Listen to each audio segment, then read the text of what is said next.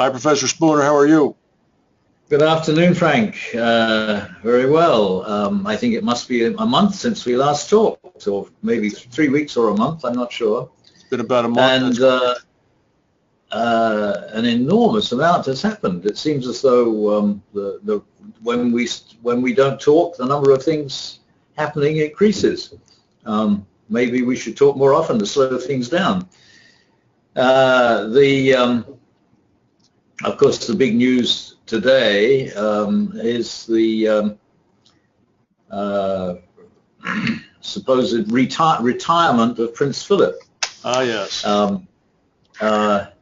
And the publicity his irreverent humor is getting.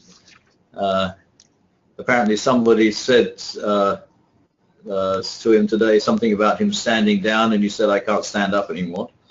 And he's famous for saying British women can't cook. Well, he is Greek. Other things been publicized. Anyway, the reason I thought I'd start with him is that the British royalty is really an institution that's out of date. And even though the King of Egypt in 1952, I think, said that by the end of this century there'll be 5 kings left: the King of Hearts, the King of Clubs, the King of Diamonds, the King of Spades, and the King of England. And certainly he was right that it wouldn't include him. King Farouk said that? King Farouk said that? Yeah. Wow, I didn't think he was capable of something that witty. Wow. And the interesting thing is that the English monarchy is an institution that has survived and seems to continue to survive very well, even though its functionality has completely changed. And the reason it's survived is that the 2 people who are managing it and have been managing it for the last 50 years or so are extremely good at it. Yep, yep. And amazingly seem to be able to keep on doing it. Yeah. But most of the time, it's institutions that get in the way of change, because we need institutions in order to get things done, in order to organize everything. And then as everything around the institutions changes, we have to change the institutions. But institutions are extremely difficult to change. Mm-hmm. So I think all of our political systems are currently having problems because they're based on ways of doing things which are very difficult to change. And what's going on around them is very different from what it used to be.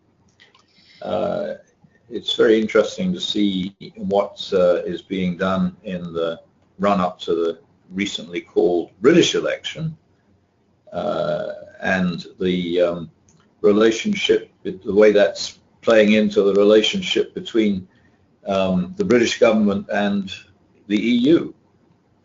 A lot of things have been said in the last week, which I think people may regret having said, but no notice seems to be being taken in Europe of the fact that it was the ordinary people of England who voted to leave the EU. It wasn't the government, and the government's doing what the people wanted it to do. And there's similar problems for the EU in several other European countries. Mm-hmm. So there's this problem of the relationship between the institution of the EU, which obviously is not satisfying its electorate, and the actual electorate. And it's difficult to see at the moment how that's going to be solved. Well, I think it's an interesting observation. I think that the spat between London and Brussels, I think, is inevitable.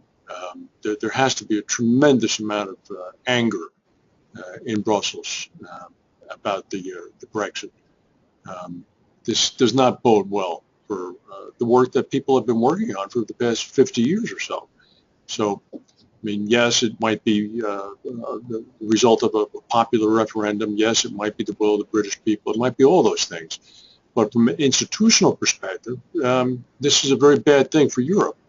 And I think that's why there are sighs of relief, and certainly hopefully will be on Sunday night if Emmanuel Macron wins the presidential election in France, because obviously the opposing candidate was all for pulling France out of the EU. So what's going to happen in the negotiations between Theresa May and Brussels, I think, is going to become increasingly bitter. It's going to be a very negative divorce. There's no two ways around that. They're going to extract their pound of flesh. They can't agree on what to talk about first. And the idea of $100 billion as a fee for starting to do anything is really quite amazing. Well, you and I talked about that about 2 months ago, and your very first reaction was, how is Brussels going to make Britain pay for that? They can't, can they? And well, there we go. That's where we are. And that's really the reaction of the British public. It's like, you're going to try to stiff us for £100 million before we leave, or 100 million euros? That's why we're leaving. So anyway, I think that this several of these things that have been happening recently draw attention to the fact that as everything continues to change faster and faster because of the increase in population, the increase in numbers of people, and the increasing numbers of people who are interacting with each other and trying to deal with each other all the time, so that relationships are changing and aren't the same as they were before, makes our established institutions no longer functional, and yet it's extremely difficult to change them. And I think that the amazing thing about the English political system is that it has an unwritten constitution, so it's relatively easy to change things compared with most political systems. But even then, you've got to create a precedent. Mm-hmm. And we can see now that the English political system isn't working the same since a year ago as it had been over the previous 100 years. Let me read you something, if I may. Yeah. I've been carrying an obituary from the April 21st New York Times around. I've been meaning to send it to you. The headline is, Harry Husky, 101, dies. Scientist at forefront of computer revolution. He was one of these people that he was a peer of Alan Turing. He was an American. He was based here. He did an awful lot of work on the early supercomputers, and he obviously lived to be a ripe old age. Here are the last two paragraphs of Harry Husky's obituary. In an interview for the Computer History Museum, Dr. Husky said that the computer revolution he had helped create posed profound questions for society that it had never had to grapple with before. Quote, what is the effect of almost instantaneous communication on society? The fact, for example, that we can look at what's going on in Burma today and other places. The Constitution was written, the American Constitution was written, when you had to go from New York to Boston by horse, and it took you 3 days or something. And if you look at it purely as a dynamic system, the stimuli can arrive much faster than you can respond to it. And what do you do about it? He continued. I don't know. There, in a nutshell, is a pretty succinct observation as to what's going on today. The stimuli is reaching you before you know how to respond to it. Yeah. Institutions can't keep up with that.